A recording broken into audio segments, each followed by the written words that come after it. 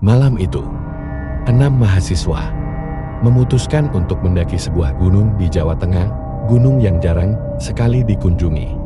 Karena warga percaya, gunung itu angker, konon. Banyak pendaki yang hilang tanpa jejak, ada yang kembali. Tapi pikirannya tidak lagi waras. Mereka sudah diperingatkan warga desa, jangan keluar dari jalur, jangan berisik, dan jangan menoleh kalau ada yang memanggil.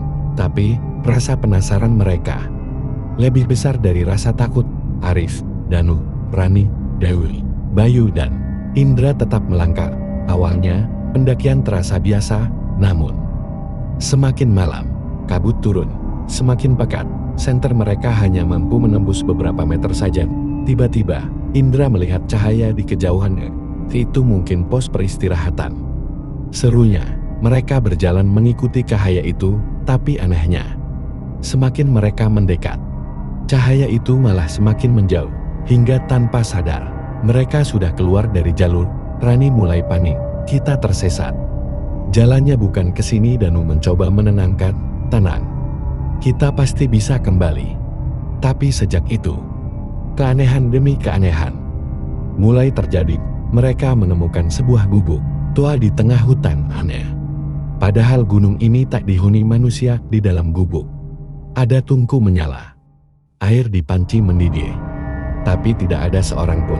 Pintu gubuk menutup dengan keras, dan dari dalam terdengar suara perempuan berbisik, kalian tidak seharusnya berada di sini. Mereka sontak berlari, nafas terengah, jantung berdeguk. Tapi hutan itu terasa tak berujung. Kemanapun melangkah, mereka kembali ke tempat yang sama. Lalu Bayu berhenti, wajahnya pucat, matanya kosong. Bayu, kenapa lo? Arif mengguncang bahunya. Bayu menunjuk ke pepohonan itu. Ada ibu-ibu. Dia manggil aku. Mereka menoleh, dan benar, ada sosok perempuan tua, rambut panjang menutupi wajah.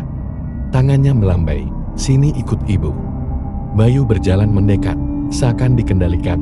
Saat hampir menyentuh perempuan itu, Arif menamparnya. Bayu tersadar, tapi sosok itu sudah hilang. Keheningan berganti suara gamelan Jawa, samar-samar, suara gong kendang. Sinden melengking. Dari balik kabut, tampak barisan orang berpakaian putih. Mereka berjalan membawa obor, wajahnya pucat, mata kosong, langkah serentak. Tanpa suara, mereka berlari.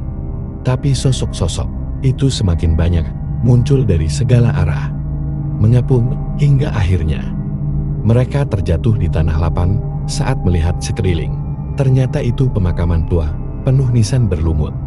Sunyi, Rani menatap salah satu nisan, dan darahnya seakan berhenti mengalir. Di batu nisan itu terukir sebuah nama. Nama Bayu, teman mereka sendiri. Semua menoleh ke arah Bayu, tapi Bayu sudah tidak ada sejak malam itu. Tak ada yang tahu apa yang terjadi pada mereka. Hanya barang-barang yang ditemukan tercecer di hutan, tanpa jasad, tanpa jejak. Gunung itu kembali sunyi, menunggu korban berikutnya.